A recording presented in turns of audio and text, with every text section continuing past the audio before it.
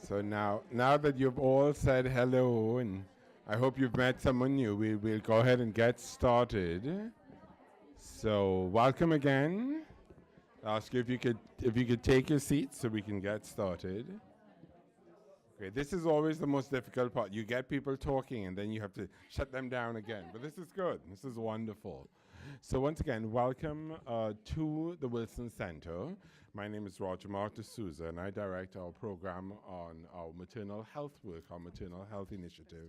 I know that many of you know the center well. You're familiar with us. We serve as a living memorial to President Wilson, established by Congress in his legacy. He's the only president to have had a PhD, and really recognizing the importance of analysis and research and what it means for policies and programs, and how do we do that in a practical way.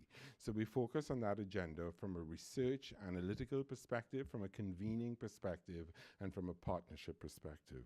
And I'm really pleased that we do that by looking at the implications of issues across sectors, across disciplines. Most recently, the Wilson Center has been recognized by the University of Pennsylvania as the #1 think tank in the world for transdisciplinary research.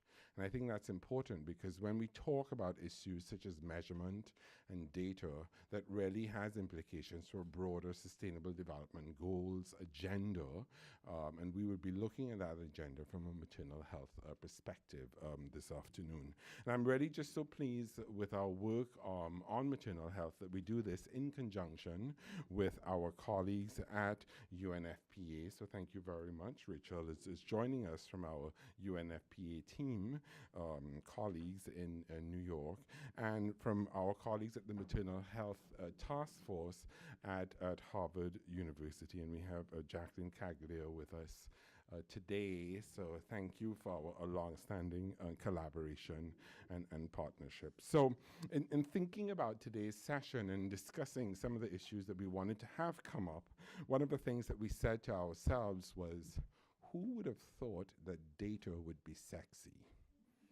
Who would have thought that data would have been sexy? And you know, as we look at the Sustainable Development Goals in the 2030 Agenda, we recognize the importance of understanding what we are examining, reporting on, and what are the implications of the data, not just in terms of measurement, but for action. And how do we look at that at different scales, at different levels? And this is really what we hope to get into in our discussion today, 2 years into measuring progress towards meeting the SDGs. And I'm really just so pleased that we have two colleagues who I think are perfectly positioned to help us think about this and what it means in a very concrete, specific way.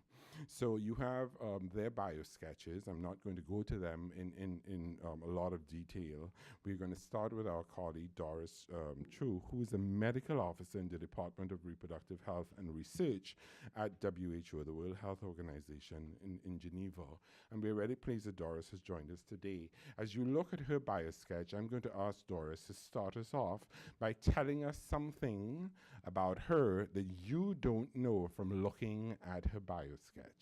So Doris, we're going to start with you. I'll ask you to, if you'd like to come up here for your presentation and start by telling us something that we won't know by looking at your bio sketch. Welcome.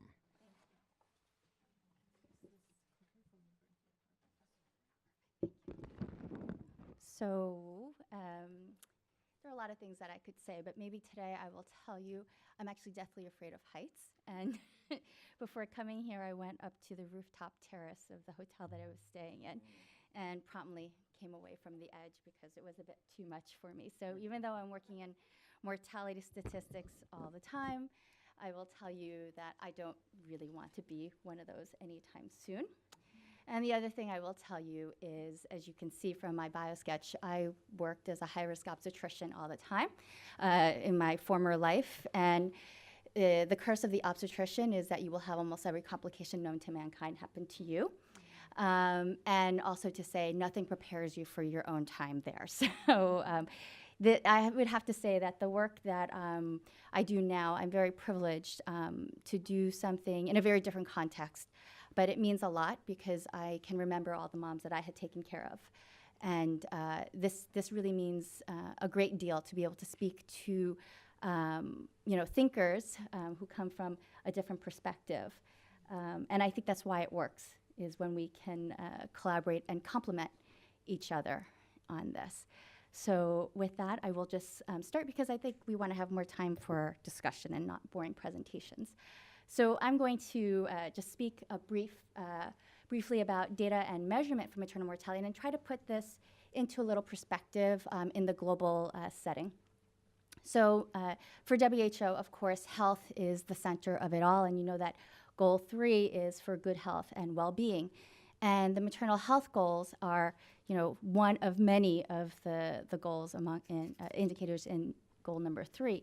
But that doesn't mean that we lose sight of the interconnection between goal 3 and specifically goal 5. But I think as we have our discussion, we can probably touch upon a lot of the other goals as well when we speak about maternal health. Again, just to really put this into context, you know that the high-level political forum is taking place, and there was a report that was just published on global responsibilities. And one of the beautiful lines that I loved in that report was it was describing the SDG Index that had been developed, which was sort of a comparison tool for how countries are doing as far as the SDGs are going. And one of the lines that they mentioned there is that countries should use this SDG index to usefully benchmark themselves against other countries and also really think about that. And that will, maybe we can use that as a jumping off point for discussion. But I also want to bring your attention to the fact that, of course, the UN Secretary General gave the progress report for where we are on SDGs, and this is all freely available and you can read that online. But what you will see if you read that report is that much of the data goes back to 2013, 2014, 2015. So where are we today in 2017? And the last is on Tuesday, there will be the launch of the progress report for the global strategy for women, children, and adolescent health. And where are we with that? And I can explain that a little bit more. There's a large monitoring framework when it comes to measurement and monitoring and where we are for maternal health. And in the global world of monitoring, the major frameworks on the left are the Ending Preventable Maternal Mortality Initiative. And on the right, you see the Every Newborn Action Plan, which looks at detailed issues related to newborn health. And you can see that both of these go into that center, which was the UN Secretary General's strategy for women, children, and adolescent health. They really fed into the thinking for that. I think that was the beauty of this global strategy, which in turn informed the Sustainable Development Goals. And of course, all of those needed an indicator framework, and so there's been an indicator framework developed for the global strategy itself. And this then leads into, well, there's a huge mess of indicators. What do we do with all of these? How do we make sense of who's doing all this work?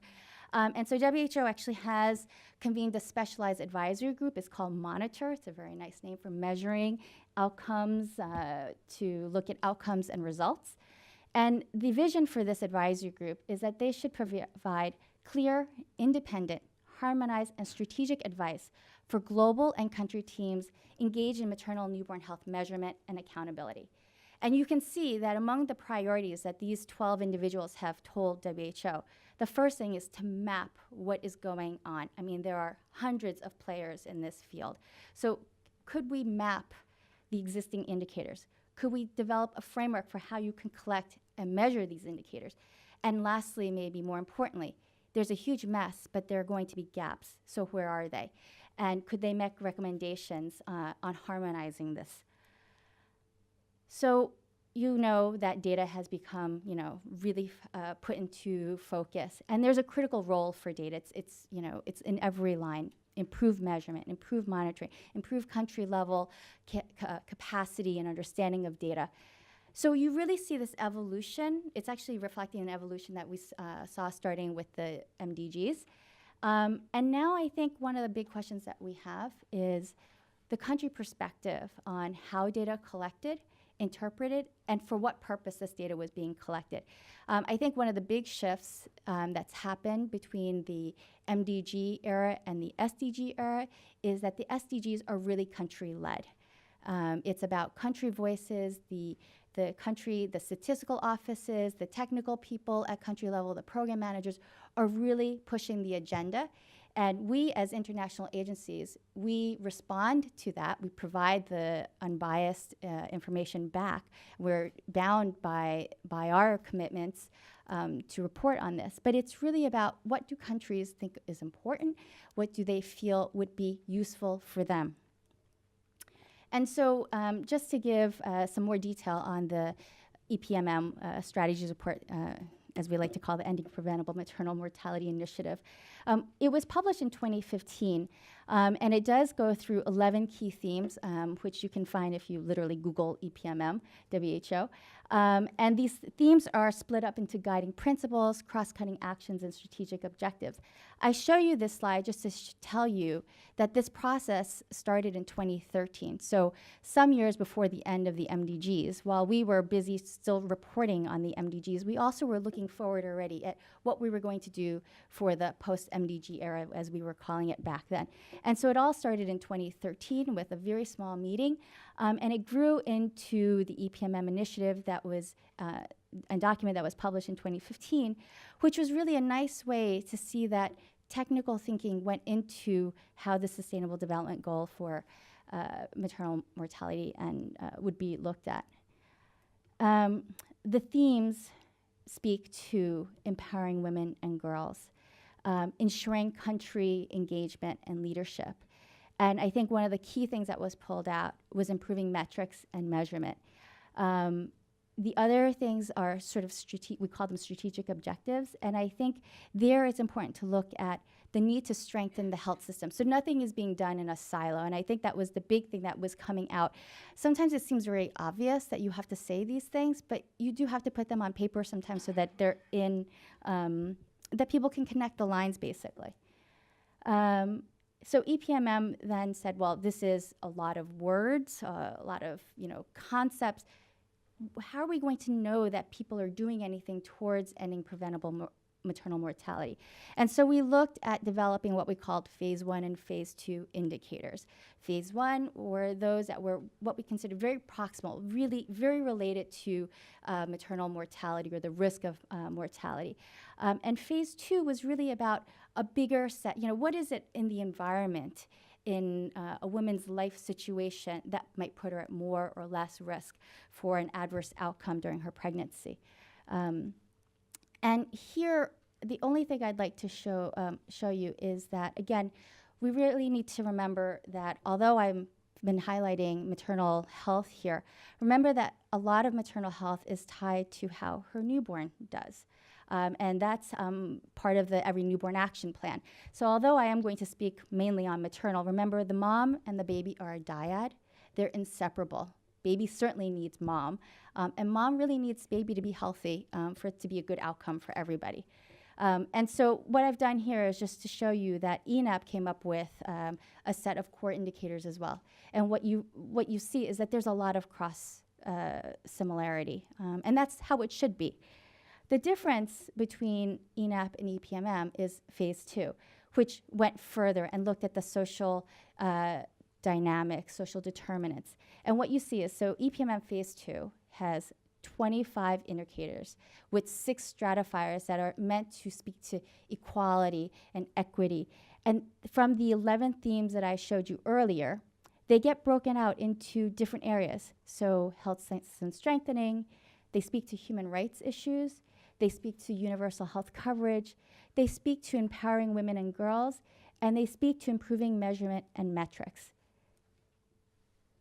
So again, I think the big issue is that you can't look at it in a silo. It goes across. So EPMM and ENAP are intermittently linked.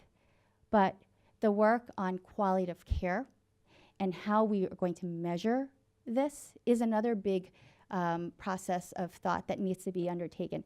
And then we have on the sides the other sort of thought processes that have been happening. So of course the maternal Landsat Health series that was published, which many of us contributed to, and it was a nice way to collaborate and cross-fertilize our thoughts already. But even initiatives and partners that we work with, like Countdown to 2030, we worked very closely with them when it was Countdown to 2015. But there are a subset of countries that need special focus for lots of different reasons. And here for Countdown to 2030, it's on maternal health that we're working on. But there are going to be other areas that we need to focus on. Now, I think one of the things that as we moved from MDGs to SDGs was people kept saying, well, there's unfinished business in the MDGs. But sometimes you felt like there was so much newness that people wanted to focus on the new things. But we have to remember there are holdovers from the past that maybe were not always perfectly done before. So we really need to do the difficult work of really learning from our lessons. And some of learning from our lessons is to refine some of the work that had been done in the past. So WHO, with our sister agencies and other professional associations, have been really looking at what do we mean by maternal death? I mean, there is a definition, but the interpretation of that definition we found in the MDG monitoring area varied widely, and it was amazing. Some of this literally got chalked up to translation between English and French, or English and Spanish. I mean, it was amazing. It would take 3 years to figure out that it was because in Spanish revision it meant something intrinsically different. It didn't mean that they'd made a change. It meant that they reviewed it. 3 years of political discussion on one word. So when you think about how we have to move things ever so slowly, it really is about taking we have to take stock of the old while we're moving forward and trying to look really far in the future so that we can really always make sure that things are harmonized. You can't say something with your left hand and make it not work with your right hand. And that's something that's been taking a lot of time to do. And I think that's the other thing is people are pressured to get things done and trying to really put the brakes on and say, can we just think about this a second? And can we make sure that everybody who needs to be at the table is at the table to think this through? Because, for instance, when we talk about quality of care, when we talk about measuring essential adolescent services, what is essential? Essential to you and me might be very different than essential to the adolescent that we're trying to reach. And how do we get the right set of adolescents to help inform us on what we should be monitoring? So I think there's a lot of potential for thought and thinking, and there's a great space. We're really in a fantastic time that we can really think about this and make a change. And I think another thing that there's been a lot of attention placed on special populations and situations like humanitarian and conflict zones and how we're going to measure there. And of course, when you've got an immediate conflict or an immediate emergency in front of you, the last thing you're thinking about is counting. But it's so critical. So why or how can we make sure that some counting gets done? And how can we make sure that we understand how that counting was done? These are really difficult questions when you're literally searching for, I've got X amount of money in this pot, how am I going to split it up and make it work for everybody? So I think that there's a lot of work still to be done. We've accomplished a great deal, but there's certainly space for more work, more collaboration, and more thinking together. So really, I will stop here and just say everyone, everywhere has something to do, be it a healthcare professional, be it somebody who's working in an NGO or a CSO, individuals from number one to groups to agencies, we all have something to do. Every country has something to do. There's no perfect country. If you look at that SDG index, the best performing country still has issues. They're not green light across on every goal. And even countries that have very high functioning systems, we've always found that there have been some limitations. And I think the openness of countries and individuals to now understand that, when things are identified, it's not a criticism, it's a how can we make it better so that it works better and that we can understand better. So I think really meaningful improvement on measurement needs investment and strategic implementation. We have to understand why we're doing it, and all 100 of us cannot be standing on the same spot. We need to be able to share this space so that we can work together productively. So I'm going to stop here, and maybe I think Rachel will be able to give us some more information. So I'm very happy to hear. you very much, Doris. So before we move on to Rachel, there were a few things that you teed up that I want to ask you to deconstruct a little more. And you put it in there, and there was definitely a teaser. So I'm going to take the bait. So you talk about the SDG Index being important to usefully benchmark. So deconstruct that for us a little bit. What does it mean to usefully benchmark? What does that mean? Well, I think it could be interpreted in many ways, but I think the first thing is that as countries look at whatever the SDG index is or however things are being monitored, there are always lists that are going to be created. And even if individuals who've created estimates, for instance, don't necessarily want lists to be made like that, they will be naturally made. So the point isn't that for a country should say, I want my number to be better than that country. It's not that. It's saying, why is my number that? And what is it that they might be doing better or we might be doing better that shows a difference? So I think the issue is we have to be completely eyes open to the fact that, yes, these numbers are very political. But I really think that so I'm a technical person, and I think that if you go armed with the right technical details, and you know the details, and you know the data, you can explain why it's so important to bring it down off that political. And that's what it is. You need to spend the time to make it real, to say, okay, let's get into a safe space to discuss what the issue is. Yes, the media are going to be here. We need to think about why the media are bothering X country about this number. Is there an issue or not? My job is to make sure that things don't get misinterpreted. And that, I think, is the issue, is making sure that interpretation is done in the context that it was intended for. And that's a responsibility that I think we have to be very careful with, making sure that we are able to make sure that it's used in an appropriate way and the limitations are clearly stated. Okay.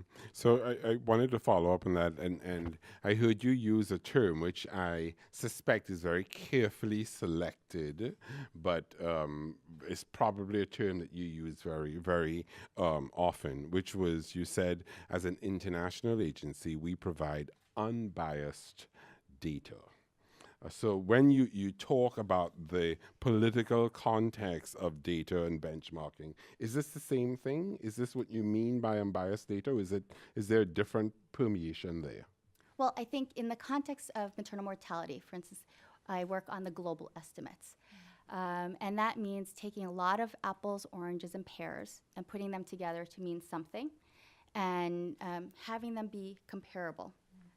But there are a lot of nuances with those apples and oranges, and there are how many kinds of apples? There's tons, right? So you really need to make sure that you've considered what was the original data, and why is it imperfect, or why is it perfect?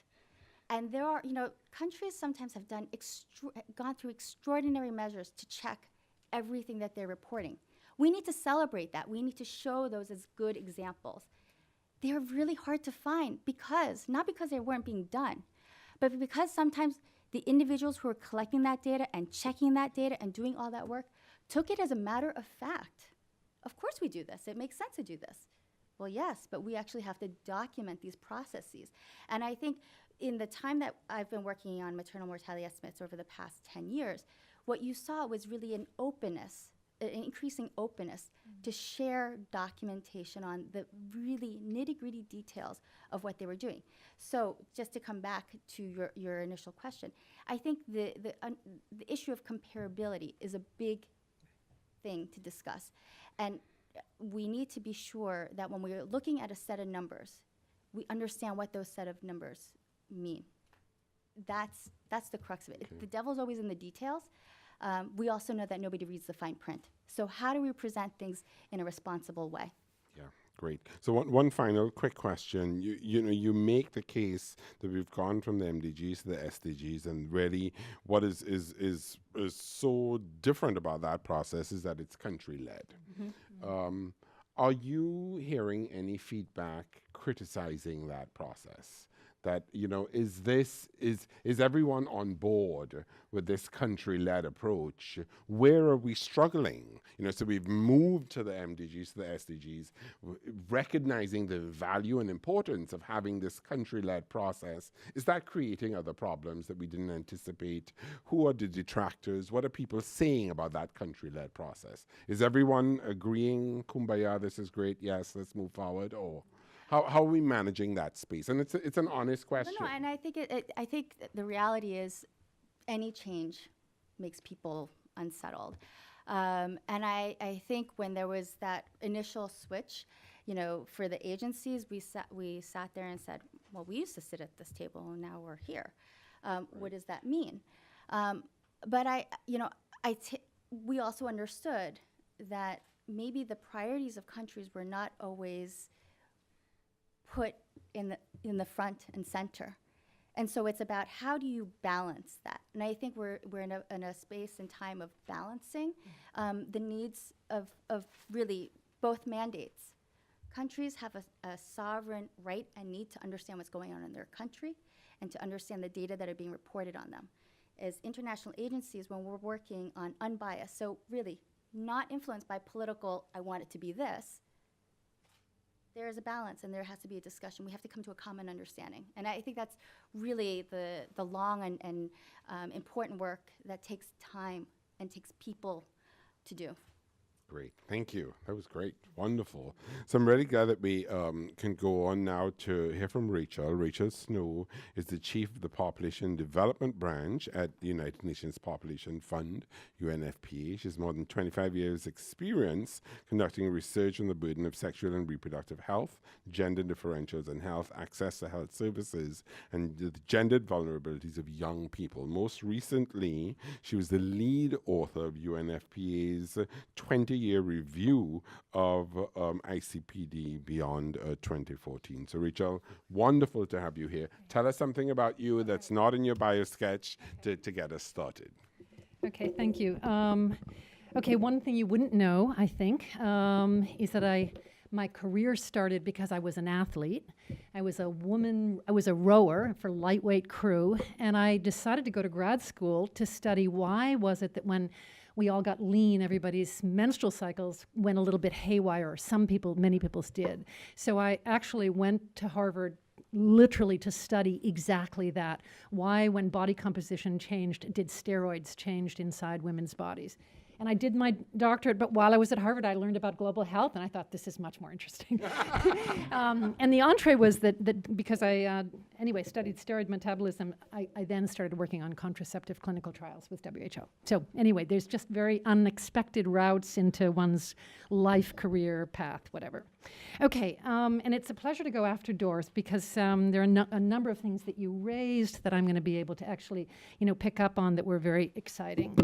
And I'm not going to be a naysayer necessarily, but this presentation is really about the aspirations of the 2030 Agenda and the SDGs are really high, and the data that are going to enable that have a long way to go before we're going to be able to measure the things we want to measure. Okay. And it starts with this sort of first slide, which is we're supposed to be locating the people who are the furthest behind. And you probably are almost tired at this point of hearing "no one left behind" as the kind of tagline of the SDGs. And that's really great. But where it expects us to locate the people who are most vulnerable is that we're supposed to be able, right in the preamble of the SDGs, the preamble is that where relevant, we should be able to take every indicator and tell the story about, well, how does that vary? How does this maternal mortality outcome vary by income, sex, well, that's less relevant, but age, race, ethnicity, migratory status, disability status, geographic location, or any other relevant location. Well, and we're supposed to be able to do that quite soon. So there's a SDG, which is 17, and a lot of times it's sort of, a catch-all. It's really about all the enabling conditions that need to be in place for countries to engage with the SDGs.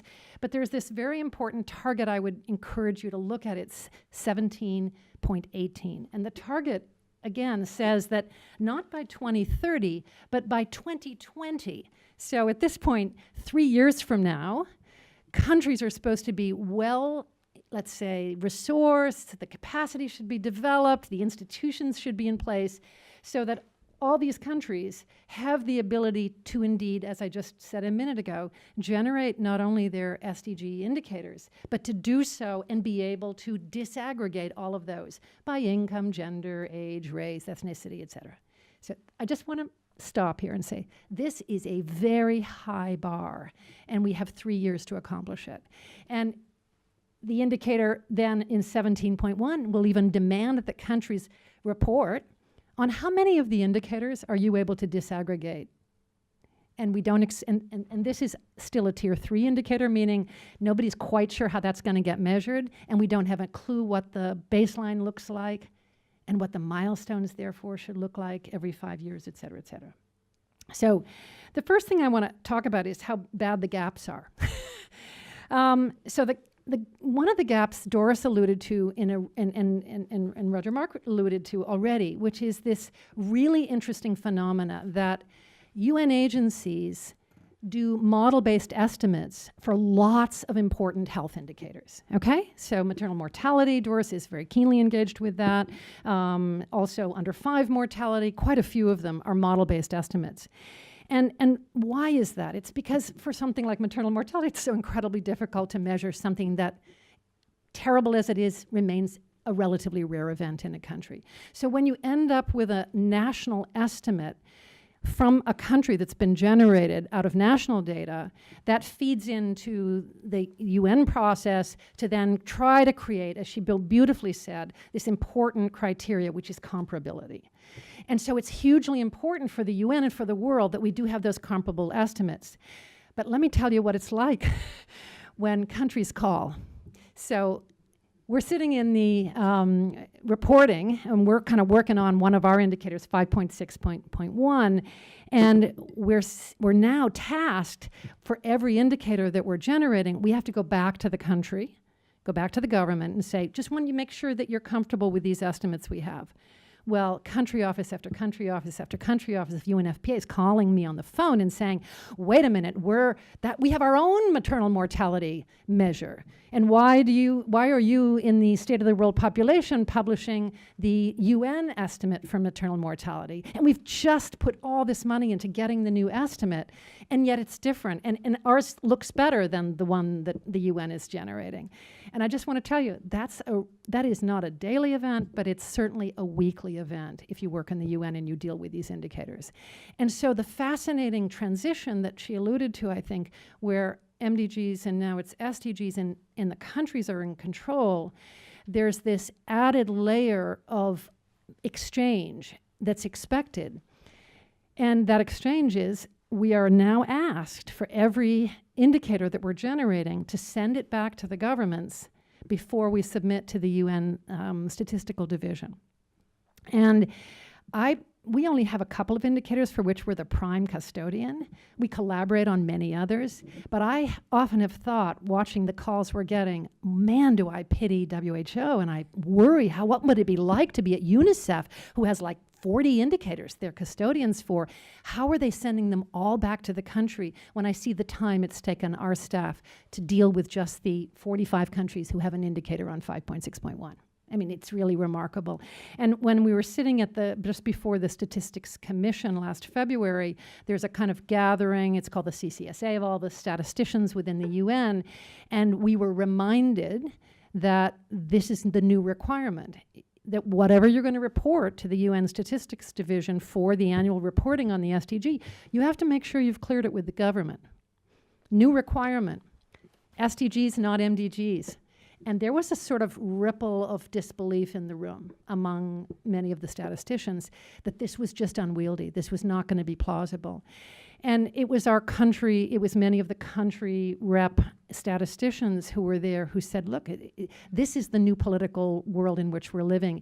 And it's going to be a fascinating journey over the next 5 to 10 years, because part of what our success looks like is that national statistical offices are getting better and stronger and very much able to do a whole lot more of their own measurement than they used to do in the past. And so that's what we're trying to accomplish. And at the same time, that creates a very interesting tension in terms of the struggle between their estimate and what is a model-based estimate from the UN. Okay? So we always have to say, we're with the UN, we have to at the end use the model-based estimates, and that's our directive to all our country offices, but we acknowledge this is really challenging. Okay, one of the other issues is that when you have model-based estimations, those are typically just national estimations. And those therefore can't be disaggregated by district. They can't be disaggregated by wealth within the country. It's very, very difficult. So it may be that you actually do want to use the national estimation to be able to do the disaggregation. Again, one thing seems to be going in one direction, like we really demand that everybody disaggregate. Oh, but at the same time, we need some of the model-based estimates that make that difficult, okay? So there's some really fascinating dynamics going on. Household surveys remain hugely important. I'm sure all of you are familiar with DHS and MIX, and why do we love them so much? Why do we rely on them so much? Not only because of the incredible scope and experience and quality of what they do, but it's because within the DHS we have health indicators, and thank heavens we have many, many indicators that will allow disaggregation. So we do have wealth indicators, we do have sex, we do have age, admittedly more limited, when we do have race and ethnicity data in most of the DHS and MIX. And it's been challenging, I think, for them. There may be someone here from the audience representing them, but the conversations with them are interesting because they say, look, we can't get bigger. We can't add more of the disaggregation indicators to make this disaggregation possible. But frankly, they've already done a tremendous job, and that's going to be one of the most important resources. More difficult is for countries that are no longer, let's say, undertaking DHSs or MIX, which is in some regions. Age, admittedly, is limited within the DHS and the MIX, so I think a question for all of us is already raised. It was on one of your slides, like, what are we going to do with adolescents? Like, what, by the way, if we want to know 10 to 14-year-olds and how they're getting access to sexual and reproductive health, how would we get that data? You can do a little bit retrospectively with 20-year-olds, but not, it's somewhat limited. And then, of course, the other issue with the DHS is you can't typically go below the state or the provincial level. So when you start asking questions, let's all disaggregate spatially and be able to compare within a country, where are your worst districts, so that you can target and leave no one behind and serve the least behind first, which is in the rhetoric. How can you do that if you can only go to the provincial level? So just a quick slide on a few examples. This is demand satisfied by modern methods, our family planning indicator. We don't have that in the census at all. Census would be important because census gets down to the very granular spatial level. We have it in the demographics, but at this higher geographic location, and civil registration wouldn't help us. Adolescent birth rate, you can measure it through the census. You can use there's a lot of demography in the census, SES, and you can get down to lower levels. But we have typically been measuring adolescent birth rate using the DHS and MIX, and there's some really interesting work we're doing now comparing what are census-based estimates versus DHS-based estimates, and they're not the same. There's a systematic differential, which we're trying to figure out. Okay, but of course, adolescent birth rate, if you wanted to look at civil registration, it could certainly help you a little bit in the location of the birth. So a lot of the conversation now is integrating different sources of data. Even for indicators that have really good data, which is not, I would say 3.71, demand satisfied by modern methods is a good one. It's difficult to get this kind of disaggregation I described, and particularly at the lower level. But I wanted to highlight a few key types of disaggregation because they're very important. And one of those is migratory status. In the world today we're living in, where there's a lot of spotlight on migration, the truth of the matter is we don't have very good means of saying those who recently migrated, how are they on any of the health indicators relative to people who have been in the country for a long time? I'm going to show a little more on that in a second. And then disability status is a very, very, very challenging one in terms of where do we have the data to be able to disaggregate health indicators by disability status, and of course this lower level issue. So one of the things we do, and I'll just show, I think I've got 3 more slides here. One of the things we're doing is small area estimation. I just want to kind of, if there's some data geeks in the room, kind of get you excited about this a little bit. So this is how we look at family planning data at lower levels of of spatial disaggregation. So we take the census data and the DHS, and this lower left picture shows you what you could get from the DHS in demand satisfied by modern methods. You can get it down to the provincial level in Nepal, okay? But what we do is we combine, by combining census and DHS, what we're doing is predicting from the DHS and within the DHS, what's the model that predicts family planning status? And we're using variables that we also have in the census. You can figure that out if you're familiar with regression. And then we're actually basically able to make estimations from the census, using the census data, so we can go down to a very fine level across a country. And here then you see the different picture in the large slide where you have now district level indicators, fairly solid estimations. We can give error terms and all of that for family planning. So nice if you've got enough variables in both the census and the DHS to be able to do that. And so small area estimation is becoming kind of a little bit more cachet than previously because we're trying to disaggregate these important health variables. I won't belabor this. You're probably well familiar with the Washington Group questions recommended for the census. And so there are 6 short form questions. As UNFPA, we work on the census a lot, so we're advocating all censuses in our strategy. Please to include these questions, high priority questions, again, so that countries may have some data, not that they're going to be able, since there's no health data, to be able to disaggregate from the census by those questions. But if you have the information, it allows you to think about where is disability, in what populations may it be more clustered? Can we, at least if we're going to do a targeted, dedicated survey, be a lot more thoughtful about where disability lies, so we do a focused health question on disability. Likewise, with respect to migratory status, this is a kind of summary slide on the availability of migration questions in national censuses. Lots of censuses. This is out of, we're 194 countries.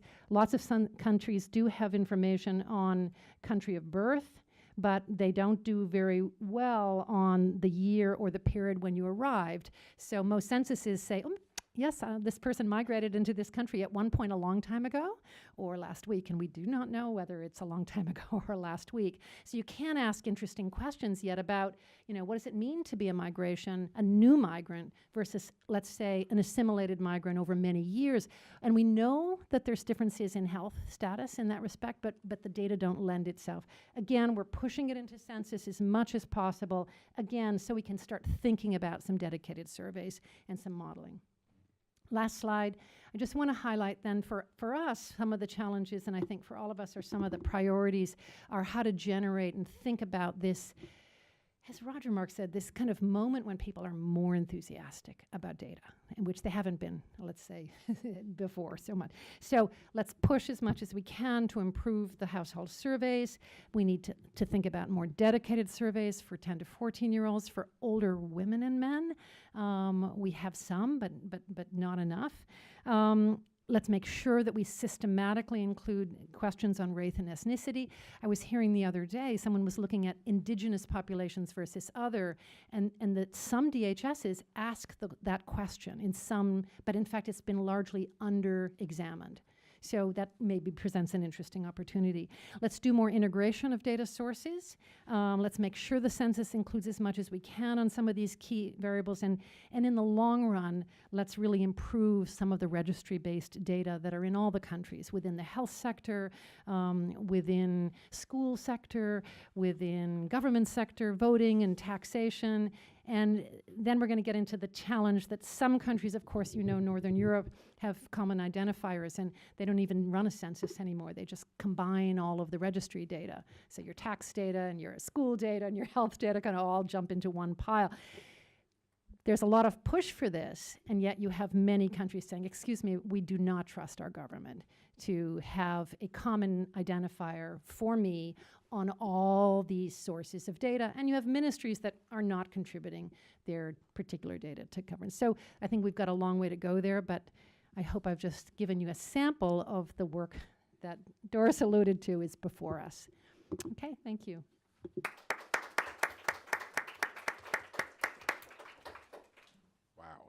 So if that is just a sample of the work that is before us, so there's a lot to talk about. And I really like that you talked about the gaps and talked about the specific areas where there's some opportunities for us to focus on. And I wanted to talk a little bit about young girls. I mean, you talk about adolescents, and we're looking at from ages 10 to 14. How do we manage this demand for disaggregated data in looking at these issues of sexual and reproductive health information and access for that subpopulation, for very young girls? Yeah. It's a big point of conversation. If you talk to people who are very engaged, Sunita Kishore, who runs the DHS, she's wonderful. She'll say, let's not get too ambitious. We can do a fair amount retrospectively. We can ask a 20-year-old in our sample, when did you have first sex, and when did you first when did you first get pregnant? So, and what were your first experiences with each of those? So we can get a certain amount retrospectively. At the same time, the EU funded in Asia a number of cross-national studies. It's now over a decade ago on adolescent sexual and reproductive health.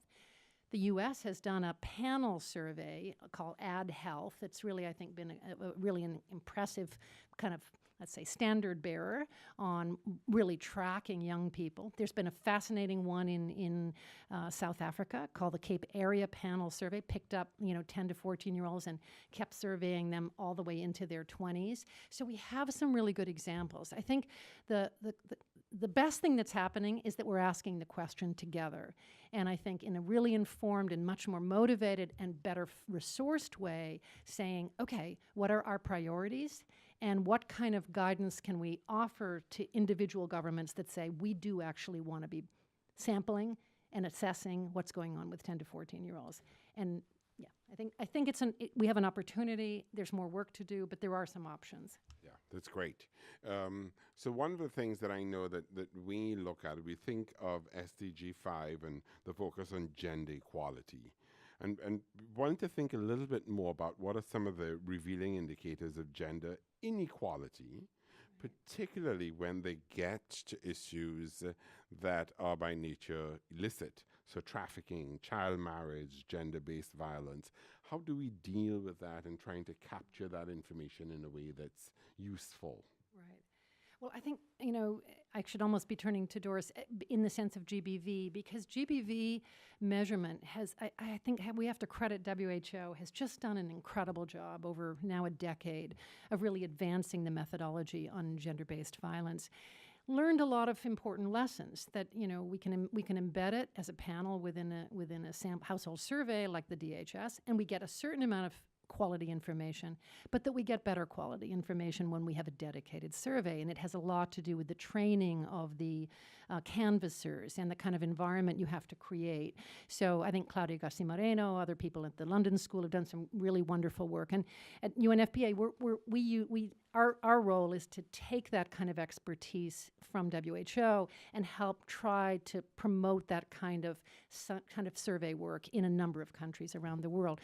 So I think GBV is a good one. I think the truth is that there's going to be a big discrepancy between if you saw the data on gender-based violence from someone with whom you're familiar, an intimate partner in the last 12 months. That's the first indicator. The second indicator is basically someone who isn't an intimate partner. And I think what we see is that we've learned a lot about how to answer the first question. We have a long way to go on the second question. I want to touch on trafficking very briefly because it's been, again, it's one of the most depressing, let's say, indicators to try and grapple with. But we're learning stuff because it's now within the SDGs. Because it's in there, if you look at the report, what came out of the report is this year is there's room for a lot of commentary in some of the internal reports. And one of the really great messages was, look, everybody, country after country after country is defining it differently, and so they're measuring it differently. And we absolutely have to have a global conversation of how we measure trafficking. And so I think that now the SDGs are motivating that. And I think then the other thing that got raised was, well, can you be trafficked only across an international border? And what about the people who are being trafficked within their own country? And so it's raising a lot of interesting questions, yeah. So one question that I had for both of you is, as we focus on high quality, respectful maternal care, if we have that focus on how can we effectively incorporate high quality, respectful maternal care, how are we doing with our current methods of measuring maternal health with that goal in mind? Where's the scope? What do we need to do? Where are we currently? So maybe I'll start and Rachel can add if, I think the long and short of it is we're still figuring this out. And I think in our discussion earlier, it brings up the issue of we all may have a concept of respectful care, but how do you measure that interaction?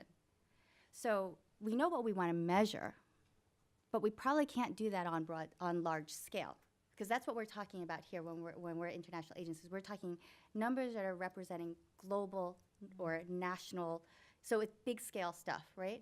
So how do you measure the warmth of relationship that the provider had with her client?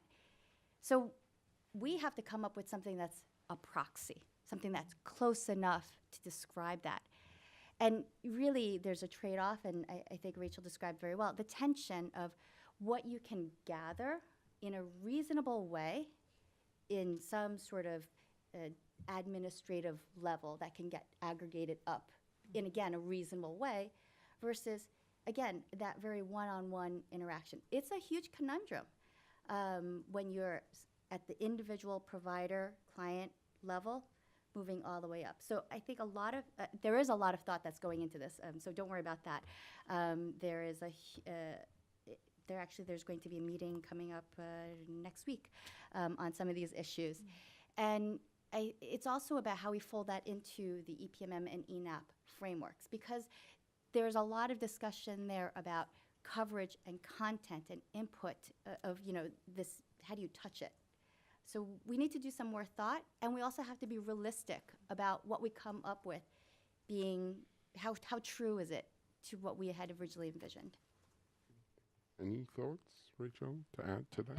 I'll just add, but it's maternal, but it's family planning. I mean, I think, a couple of good questions that are in the DHS in the family planning domain that often get, not fully exploited are, did you get counseling about potential side effects? And did you get a choice of methods when you came in and got what you got? So I think those are really good concrete things which give us, I know it's only just a proxy for quality, but I think they're helpful. And, choice and counseling have always been a kind of one of the elements of quality. But, just for everyone to know, there was a real effort to try to get a different SDG under 3.71, somewhere in the health goal. We kind of lobbied real hard. I had just joined the UN. Many people were engaged. USAID was in the conversation, Guttmacher, and that was to try to have an indicator that would finally let us measure comprehensive integrated sexual and reproductive health services. And it was something like at the level of, what is the accessibility, what is the proportion of people who have access to a minimally defined sort of criteria of sexual and reproductive health services. We didn't get it into the SDGs. We failed. Largely, there was, I think, anxiety that they might not go with 3 indicators, and we were very keen on demand satisfied and ABR, and that's totally understandable. But some of us are still trying to figure out how to make that happen. So we stay tuned. Okay, great. So we're going to come to you shortly for your questions and comments. So please think about what you'd like to ask. And when we get to that, if that's okay, Jackie, I'd like to start with you on the point that we were discussing earlier in Lagos State. And I think that was a really compelling point. So Doris, I wondered whether you feel comfortable sharing a little bit the discussion that we were having earlier that I thought was fascinating when we were talking about looking at questions around the absence of skilled attendants at birth.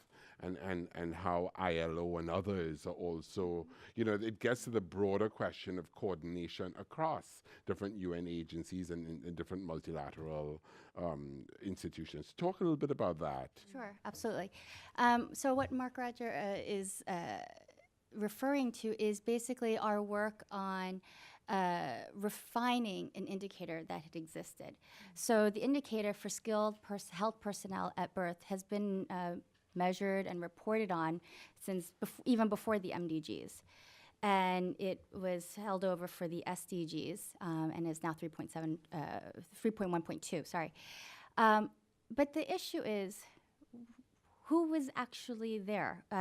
We've had several meetings, and maybe I'll also give a summary of that, looking at DHSs. If you look at a country's individual DHS, I won't name country names, but you can look at a DHS for 2001 and 2006.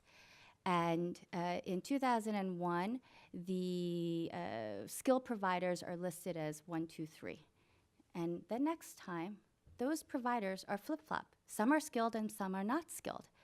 And there was an issue of, in French, sage-femme being skilled one time but not the next time.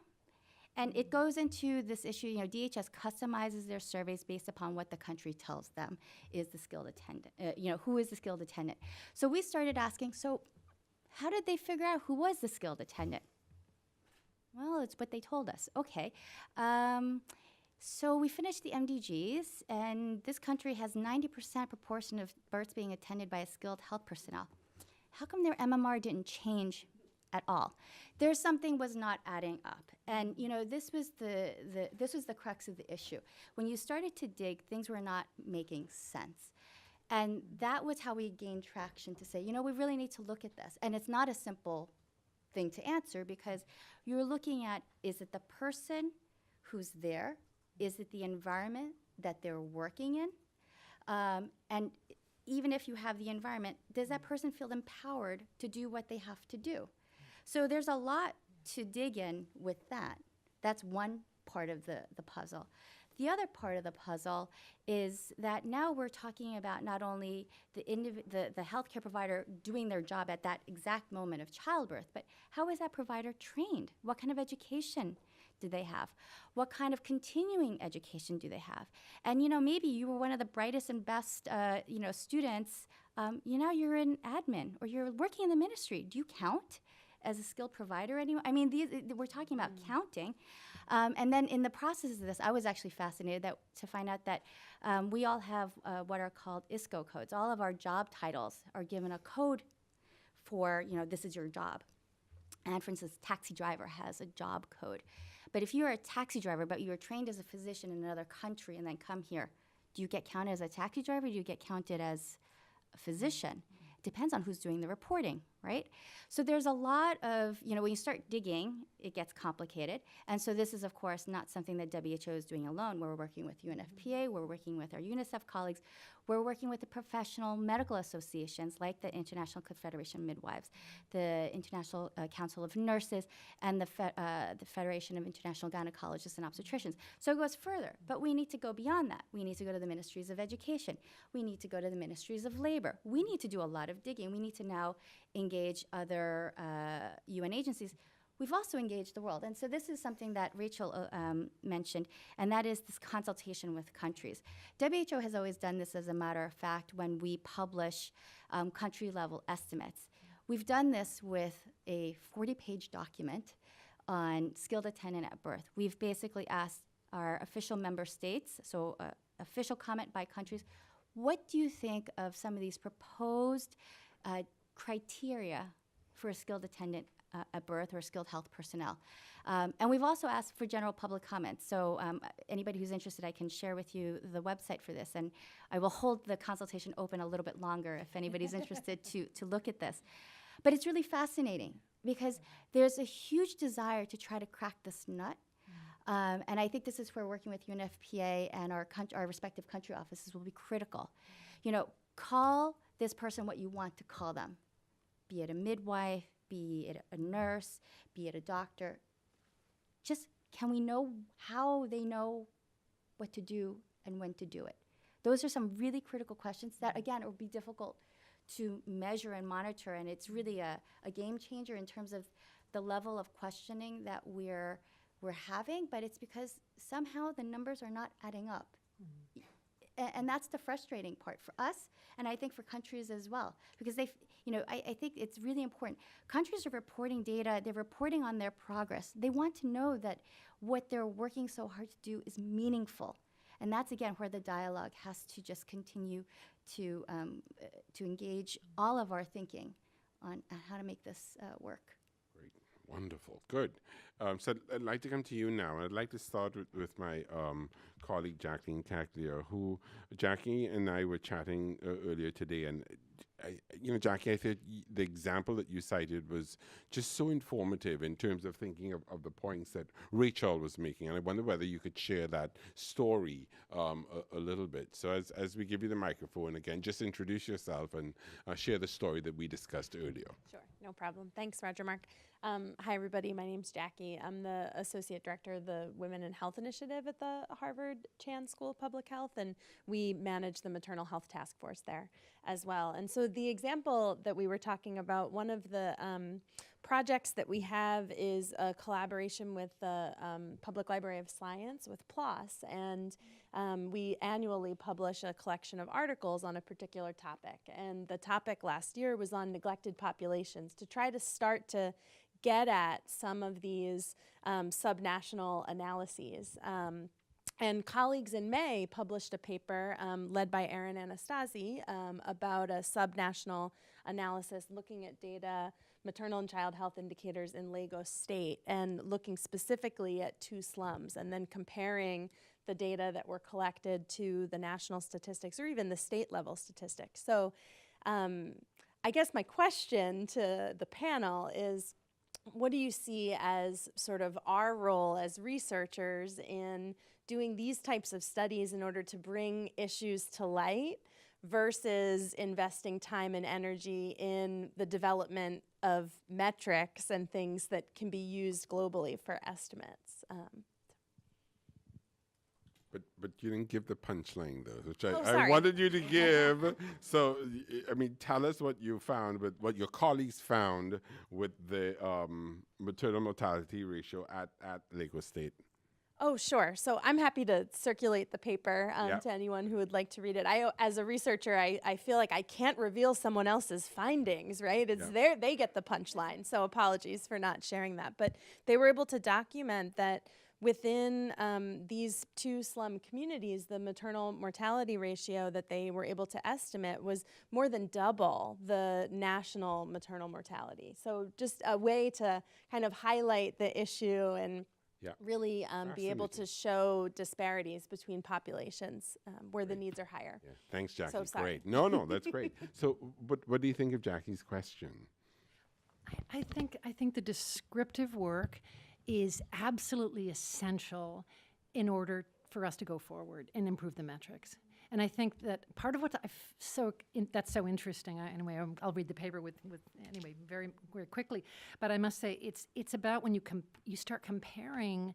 As you say, we've got estimates that are coming in from different sources, and yet you'd expect everybody to be doing well, and then they're not. Or let's compare adolescent birth rates estimated from the census with those that are estimated from DHS and find out, and start asking ourselves, why are they systematically sort of different? So what's the behavior, what's going on here, and what goes on in the census itself, and starts to expose problems. And I think descriptive work can sometimes feel like you're not moving forward, but that's why we're so happy to be at the Wilson Center and be at a You have to do that in order to locate where the problems lie, and then we know where to start moving forward on the metrics. Great, thank you. Doris, anything to add? Or? I just think it's really important to publish this kind of work. I think the part of the problem that we've faced is sometimes findings are not published. They sit as theses or small anecdotes, and maybe they're not used as data inputs directly in some of our global work, but they inform it. I mean, the issue of disparity of 2 times the national average, you wouldn't know that unless you'd done a very small study. The question is, how can we use that kind of information to move things forward? And that's, again, how, again, we work in research as well. How do we push the agenda forward while doing our daily job of reporting progress? That's the regular thing that you have to do. The excitement in this field is the potential for improvement. Yeah, I know that makes me think of your comment earlier, Doris, where you say that we need to take stock of the whole while moving forward. And I know we have discussed this, how can we keep moving forward without waiting for the peer review publication process? Because sometimes that can take years, and we need that peer review validation, but we need the information now for decision making now. So that's always tough. Yes, please. So once again, your name, your affiliation, and get quickly to your question. Yeah, good afternoon. My name is Gamal, and I'm not affiliate. Two things I believe to Dr. Snow. The first thing, applying data out of context, for example, applying data and collecting data out of context, for example, we in a stressed community, in stressed places, the first people who will die is the most vulnerable people, which is the mother and her newborn babies. What faith-based organization do about this? They build houses. They build special houses. They take pregnant women, and they even offer them a chance to give their newborn babies for adoption. Because if they would take the newborn babies to their stressed community, they are more likely to die. My question, Dr. Snow, I listen to the BBC. They always make fun. I listen to the BBC, the British public, every once in a while, not always. But they always make fun of the United Nations. They literally say the United Nations will not work because they compare it to their model of the British Commonwealth. Now here, the British Commonwealth, they have commitment to their membership, and their membership have commitment to the leadership of the British. I wonder if at the United Nations, if you could have, I think my question dovetail with your comment about criticizing your own the world wars, the impractical goals of the United Nations. So I wonder if we could, in the United Nations, if we could demand some commitment from our member and commit to our member as well. Okay, so Rachel, is the UN like the British Commonwealth? I think what the important thing to remember about the UN is that the UN isn't something separate from countries. The United Nations is entirely made up of governments. And that's why it's governments talking to each other. That's the United Nations. And that's what its great strength is, and that's also its limitations. There's no question about it. The impracticality is not a message I would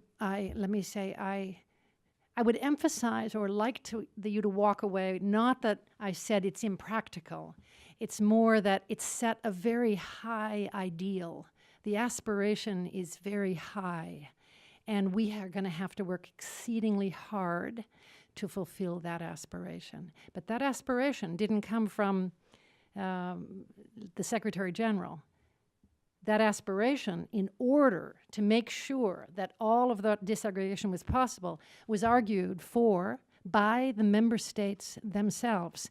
And part of why that target is so interesting is if you read the first part of it, it was that the global community will provide to developing countries, specifically small island states, et cetera, the capacity strengthening and resources to build the capacity to ensure that each government can do that.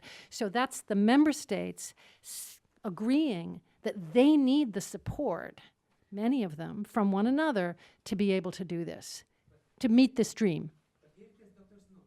For the member state, they're setting this, have this very high goal. Yeah. They wanted to extract as much money of you as they could, and then they do whatever they want with it. That's why the Yeah. British criticizing the United Nations. Because Right. they believe this is the direct, this is not my critique. This is the British critique to the United Nations. Right. They believe that the member, they pretty much extract money from the United Nations and do whatever they want with it. It brings up a question of accountability. Yeah, I think it's which about is a fair question. It's a fair yeah. question, and I think I think the accountability systems are under review. I think the accountability systems are reasonably good. I think that the accountability systems can certainly be improved, and we hope for a better future. Okay, thank you. Yes, please, gentleman at the back. Thank you very much for your presentation, for both the presentation. I am Shersha Amin from Afghanistan. I work with the USAID mission, actually. I have two quick questions, actually. One, what if in a context or in a country, actually, where you have different studies, but almost the same scale, or in terms of the scale of the studies or sample size or this, you have the same scale, but different studies telling you different things. Like recently we had actually this maternal mortality. We had actually a study conducted that's called Afghanistan Mortality Survey, but that was a data like about 300s. But then we recently had another survey that's showing again that 3-4 times higher than what we were expecting the maternal mortality will be. At the same time, actually, there is in 2015, the same time when the DHS was conducted, there is another survey that's also national level, Afghanistan Health Survey. That survey also estimated that was almost in the same period of time, but that again actually estimated a different maternal mortality, much less than what actually was revealed in the DHS. So in such context, actually what this type of data actually means and whether we can do some things about it. This is one question. And second question, whether we have a guideline or any policy for the countries to follow for such a large, like DHS, National Health Service, how often actually such service to be conducted? Thank you. Thank you. Yeah, Doris, would you like Sure, to I'll start? start. So I think thank you for the question. I think that the situation in Afghanistan you've described is actually a very special and particular one that we've actually have been studying quite a bit.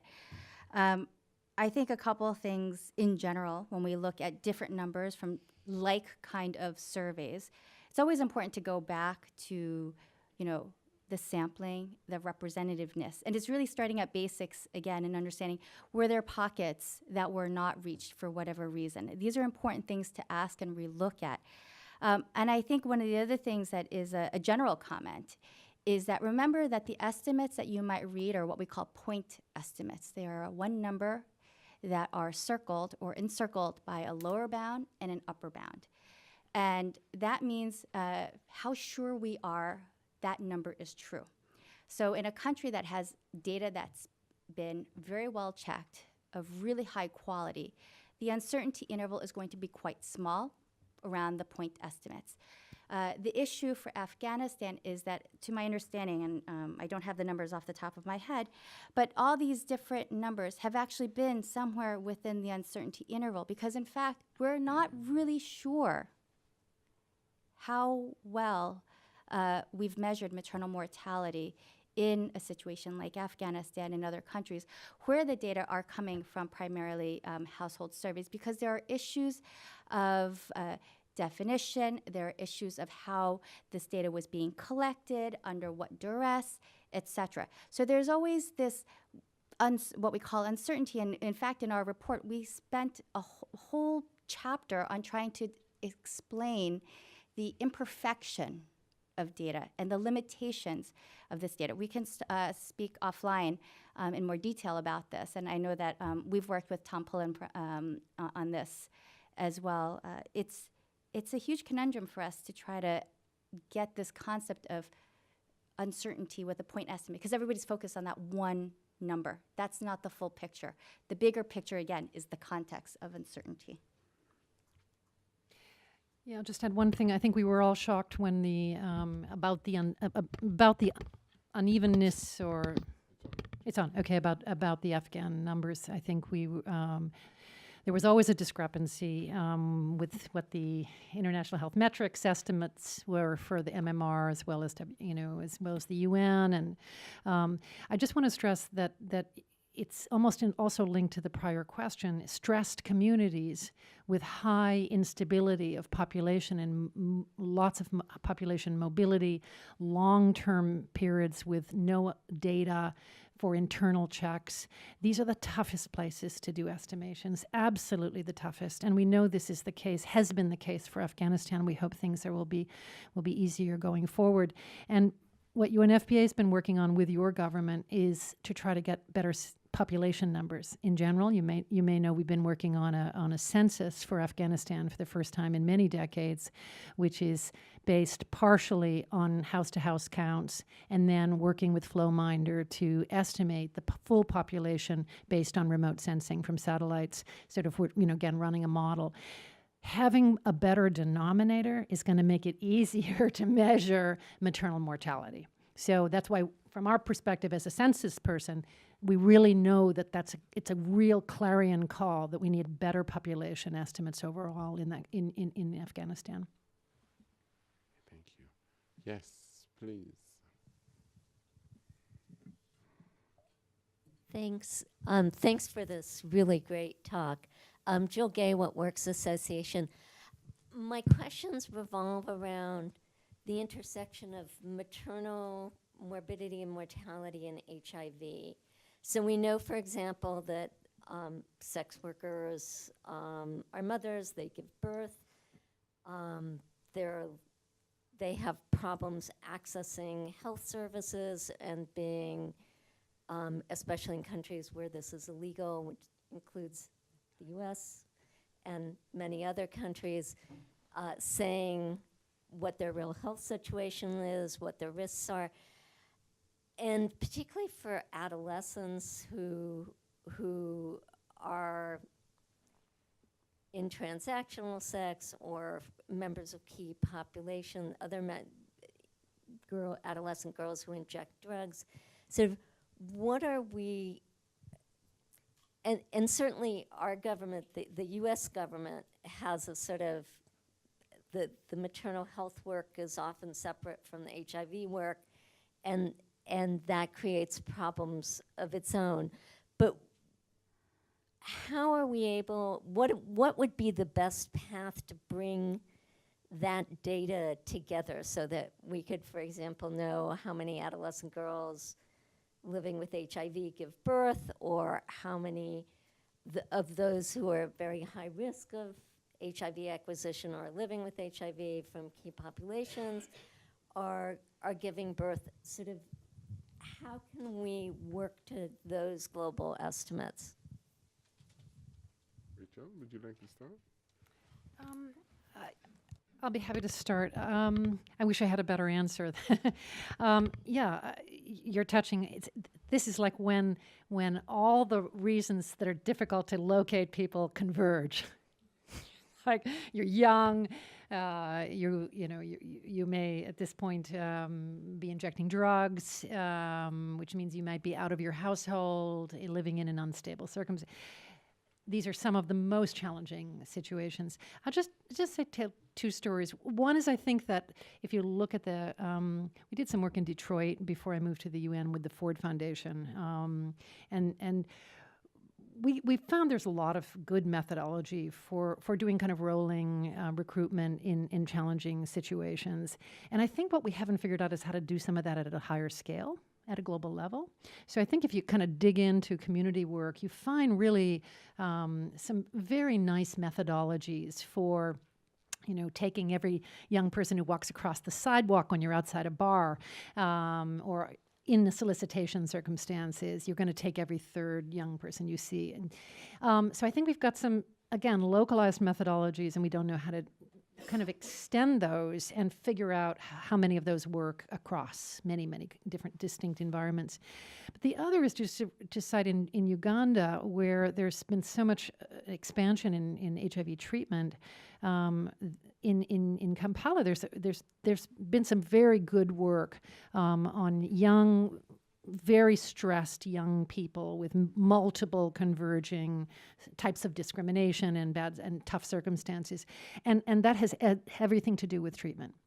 So by virtue of that they've come into treatment, there've been these capacity to have recurring engagement, and some of them were infected perinatally, and they're now in young adolescents, but some not. And then, and there's some interesting work, I think, out of Uganda now, which shows us that, the provision of good care will bring a lot of people to a place where they can be counted and engaged.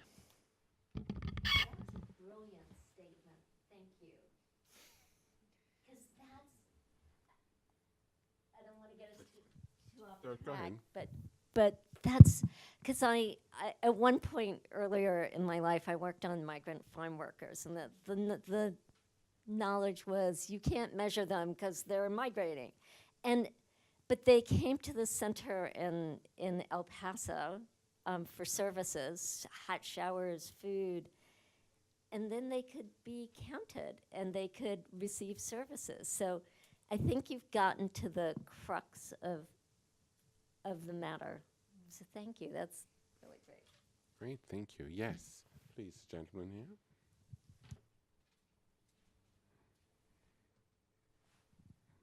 Thank you.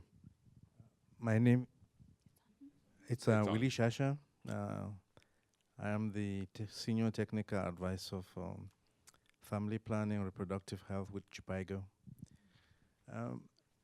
Thank you for the presentation, and we've seen you've demonstrated how powerful disaggregating data is going to give us a lot of information, especially in countries where you have neglected population.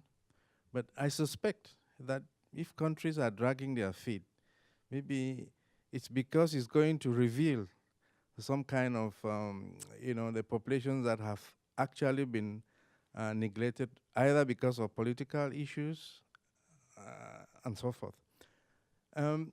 When you look at the countries, and I'm trying to see how the difficulties you have in bringing out a tool which countries are at different levels, have different needs. And when you ask a question like migration, you talked about trafficking. I know countries in West and Central Africa where people migrating into the country is very small, but they're migrating out. And government wants to see what is the benefit of collecting data. So you might say migration, they don't have many people, so is that relevant to that country? So, and you find out that when we go into the country, the first thing is you ask too many questions. How is this going to happen? And so my question now is, how did you select? There are some questions that you already know the answer, and some questions that you know that the answer is impossible to get, and they're always there. Thank you. How do you figure out what to ask? And what are the good questions? What are the questions we really need that provide useful, actionable answers? That's a really hard question.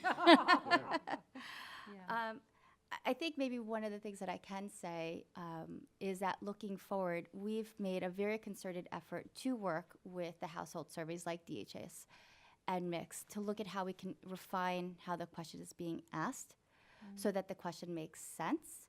I think we're all very cognizant of the fact of, just add one more question on, it's not a big deal. Yeah, it is a big deal when they've already had 2 hours of questioning of an interview. So we have to be more strategic we have to be more clever about how we can get this information. We need to leverage some of this and work together. I think one of the things I wanted to pick up on was it's not about measuring only one dimension about a woman or a person's health. You know, you could be living with something, you could be living with multiple things. And the question is how we can make sense of it all. So I think we have to be more nimble with this and be willing to accept that you're right. Maybe you can't have ever gotten any information. And that means on the next review, it needs to go out. And that's the other thing. We have to be willing to accept that we will change. That's a big thing already. And if you have that, I think there is potential for improvement. Okay. Do you want to add anything? No? I have a couple of questions, but I want to make sure we get to any other questions that anyone has. So please, yes. Hi, my name is ISOC. I'm an intern at UNAIDS, but I'm originally from Pakistan. And so you mentioned that a lot of the data reports that the UN gets are from country-led offices. And sort of my concern is how much stock do you put by this country-reported data, especially in the case of Pakistan, where, for example, when surveys were carried out for HIV and AIDS, transgenders, 3 years back weren't included because transgenders weren't considered official citizens. And that's something that's happened 3 months back. So how do you, redesign data collection? And if so, do you go back and see, okay, now these people have recognized me to carry out a new survey? So how do you keep up? How do you keep pace? Well, I think we've asked a very similar question with some of the vital registration data that has come through another office within WHO. So maybe I'll answer it a little bit indirectly. For some countries that actually do report on transgender, they're actually given another code, but it's really difficult to understand the completeness or how well that population is being captured. And we're making a concerted effort to understand the dynamics of this.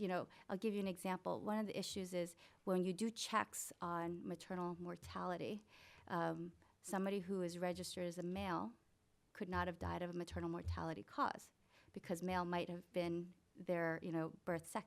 So there are these issues that require us to rethink this. I think the question that you had about going back and looking at revising the survey, that's really difficult to do. You can almost never find the person who was deep in the data on that. And so we wind up sometimes having to do fixes, not to change the data, but try to understand what might have been the missing proportion.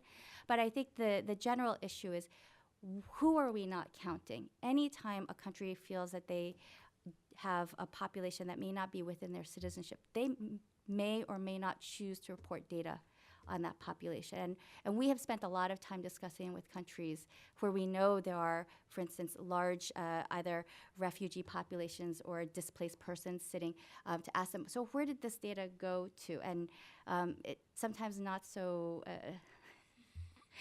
easy. There's no easy fix, but I think with the new SDG era and this concept of every woman, every child, and continuing to repeat that mantra, we will eventually get there. It's not going to happen overnight, unfortunately, but we'll make some progress, I think. Yeah. The UN is still a great organization, but it needs to be making progress alongside civil society. And I mean, just make the point that because we're made up of member states, we have to meet member states where they are, and try to go forward. And countries are sovereign nations, as Doris so eloquently said earlier. So. There are countries that don't have mixed race marriages checks on their, or mixed race identity checks on their census.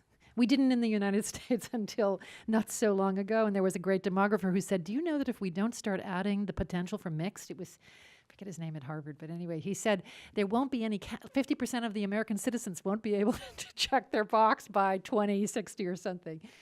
And that changed the circumstance, changed the way the census was run.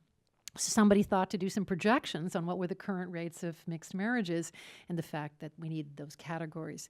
That isn't to be all rosy and things, but it's often, academics are hugely important to exposing some of these problems, and civil society is essential, and it has to be operating in parallel to what the UN can accomplish. And we aren't the sole answer to opening some of these extremely sensitive doors because of our role as member states. However, when we get buy-in from a country, we can move relatively quickly. So I have two more questions that I wanted to ask. And Doris, I wanted to just go back. It's a very specific question tied to your presentation. And I was intrigued when you mentioned your monitor advisory group. You said that there were 12 members, and you talked about, their role is to help think about how to map indicators, the framework, and harmonizing data. Tell us a little bit about who's on that advisory group, and what were you looking for in pulling together this advisory group? Yeah, that's an excellent question. And again, one of these, nobody can believe we did it this way. The measurement world is a relatively small world. And there's always this need to get new thinkers in. I think demographers, there's a huge generation gap. And we're having an issue of, how do we fill this expertise in? And so we actually put an open call out to say WHO is looking for experts within the field of maternal and newborn health measurement. We asked them to write a little essay about what they thought was really important, and to send in their CV and some samples of their papers. And a committee of, we were 4 people. We thought we'd get like 10 people applying. We had like 300 applications. Wow. And the first thing is, of course, some of our quote-unquote usual suspects, the colleagues that we see all the time at the table, those folks who sit on EPMM and Countdown. They all, of course, they needed to send in their application. And we said, oh, actually, you know what? You're not who we're looking for because you've been at the table. We need to have people who've been working at country level who can expose and explain to us what the problems are. We need people who are really able to say, you guys got it all wrong, and tell us why.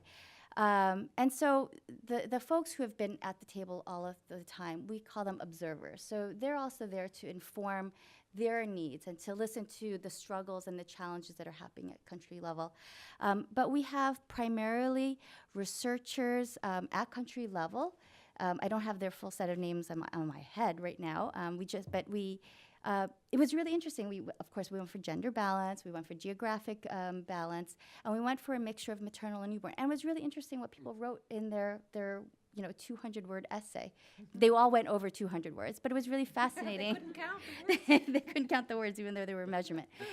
But no, there's a lot of passionate people out there, and I think we need to expand our universe. And that list is available online? Yes, so there's again a website, the monitor group, and one of the things is, of course, transparency is paramount to the work that we do. Yeah. It's not done in secret, and it can't be done in secret. So the proceedings of the monitor group, there are meeting reports. These are official meeting reports that are made, and they are to be posted online. Unfortunately, what we call the process to get things online takes a little bit of time, but the mandate of the group is to publicly post the outcomes of our meetings. Great, thank you. So Rachel, I wanted to put this, in our conversations about the UN. I wonder if we could talk a little bit about sort of the broader UN context and the SDGs, and some of the other goals. So looking at, goal 4, quality education, goal 8, decent work and economic growth. How do you see some of these other goals contributing to the fulfillment of maternal health-related SDGs? How are we thinking about that? How can we better pull that in? It seems to me we want to make sure that we're doing that too.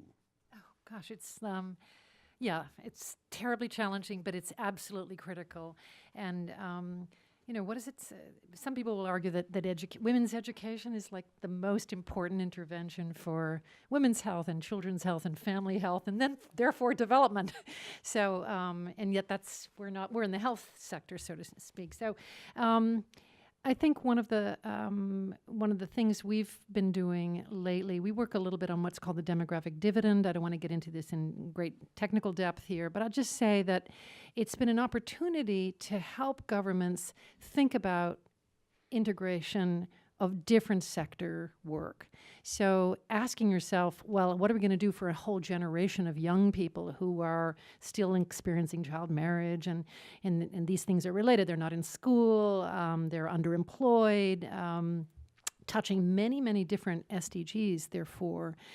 And what we've been able to do is do more demographic intelligence with countries, because we're the population fund. So we can touch into quite a few different sectors and kind of expose for governments, if you look at 20 different indicators that are really relevant to the well-being of young people, here's how you're doing at district level in your country, how these young people are, and here's, by the way, the fact that the young people are clustered in the cities.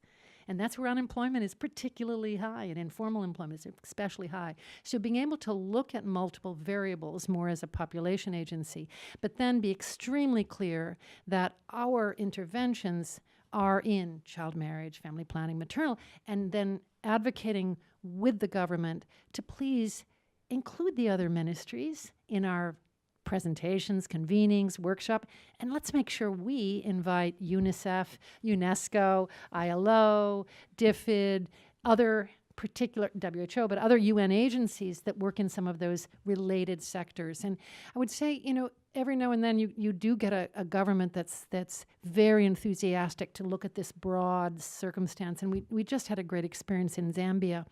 They're preparing the 7th development plan. National Development Plan. And then we did this kind of analysis, and they brought 17 ministries to the meeting. And then they said, and let's invite some of our neighboring countries. They brought 7 ministries from 7 other countries as well. And we had, I think, the full gamut of UN representatives. We had civil society. It was a very good meeting. And I thought to myself, that's the kind of world, that's the kind of shared work we need. It's hard to pull off, but it's absolutely critical to then letting people see in this region, this district, it's more about child marriage. Here, it's absolutely much more about getting girls in school. Or here, it may be the lack of midwives. So being able to look at those simultaneously. Yeah. I mean, I think very often what we hear from our colleagues in countries, how do we get this out of the Ministry of Health? How do we get planning? How do we get finance involved? So it's encouraging to hear that. Thank you. Doris, you want to say just a couple words about something you have here for us? Yes. So actually, Jackie was very kind to bring these. But these are, you can use it as a coaster, 2 little coasters that speak to what the maternal health goal is. And there's a big issue in terms of understanding. The SDG says that by 2030, all countries should reduce their maternal mortality. And it's that the collective global maternal mortality ratio will be less than 70. So there has been, and of course when this was framed, it seemed all very clear to all of us sitting in the room, because it was well calculated, and the documentation on the calculation of how this would work came through. But we have found that it's difficult sometimes for countries to understand, well, does that mean if I'm at 70, I'm done, I don't have to do anything? Or if I'm at 10, I don't have to do anything? No, the answer is no, you still have something to do. You need to, the idea is that collectively every country has to do something. Those countries with the highest maternal mortalities, ratios over 420 actually, their goal is to get down to 140. I mean, that's already a very steep decline. But those countries that have a relatively low maternal mortality level, they need to really look at the issue of inequity. So, in a very high-performing country, who's still dying? Yeah, exactly. It's really telling. And so these 2 little coasters just help to explain the decline that's needed and to remind us all what the global goal is and what our country goals are.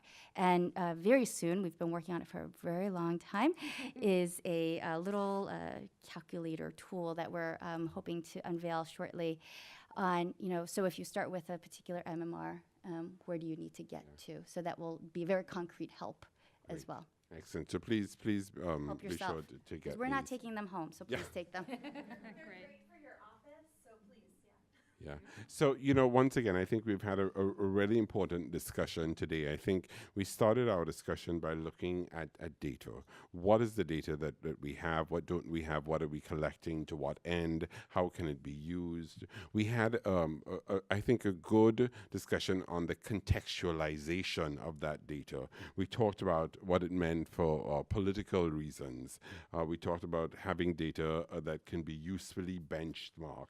We talked about unbiased data and what does that mean, limitations, and questions around comparability. So I think that was a really important starting point for us in looking at these questions on measurement and how we move forward.